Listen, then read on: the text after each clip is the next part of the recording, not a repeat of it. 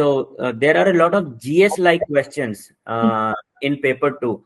For example, when UPSC asked this river interlinking question in sociology paper 2, so most of the candidates, they forgot every other question and they were thinking and contemplating about this particular question only, as if this was the only question, because it was so unexpected for them, offbeat. So what is your strategy to adopt such seemingly GS-like questions? So one is, these are just a part of the whole paper. So definitely you'll have some questions in the mandatory part which will be bouncers for you. So don't go much behind them. Like, don't think too much on them. This time also they had that dramaturgical wala concept pe question. It's Yes. all right. They have to put something difficult. If the whole paper becomes difficult, that will be a problem, because then optional will go really down, especially one optional. But one or two questions we can manage. Another is that when you have that GS wala paper, try to incorporate as many terminologies of sociology as possible. We have chapters on displacement. We have very good thinkers on ecofeminism. All these will be related to interlinking of rivers. How mobility will be affected when there will be interlinking, because then the person who will have access to maybe the water resource can actually move up the social ladder.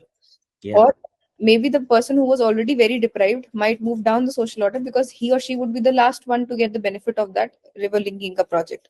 So all these things that I think SC Dubey mentions about multiple hierarchies, right? So that can be used there. They can ensure that whatever topics we are studying, how will the descent and lineage be decided? It is said that some people are addressed as Jamuna Par. So maybe if we link these rivers, there'll be some caste which will be described as such. Yeah. Nadi Par, kind of. So there'll be change in the descent, there'll be change in the lineage. Will endogamy be possible if there is a river which separates a one common village? Will people be able to practice endogamy or not? If endogamy is not there, then there'll be changes within the caste system. There'll be anulom and pratilom marriages that will go on. There'll be this household dimension of family, wherein, because since there is no interlinking of rivers, people will have to go to the urban area and settle there, and there'll be a chain migration sort of in different occupations. So whatever we are reading in the syllabus, we'll have to connect it to the same pointers. That is our base material. It doesn't matter what kind of question comes in, but we don't have to shift gears to GS wala answer likhne ka. What happens is, because we just have 7-8 minutes, we just are not able to think about it. Just take 5 minutes, like 2 minutes or 1 minute, and think of all the dimensions that I can add. Caste system, women ka angle, ecofeminism will work here, displacement will work here, how mobility will be affected will work here, relative deprivation, poverty, anything and everything can come under its ambit. It's just for the aspirant to prove it that it is related to interlinking of the rivers. And this will open a very wide canvas for the aspirant, because then the examiner would know that, see, this kid has performed well in this answer, which was so unexpected. Let's just award him 1 mark extra because of the effort that he or she has put in. Yes.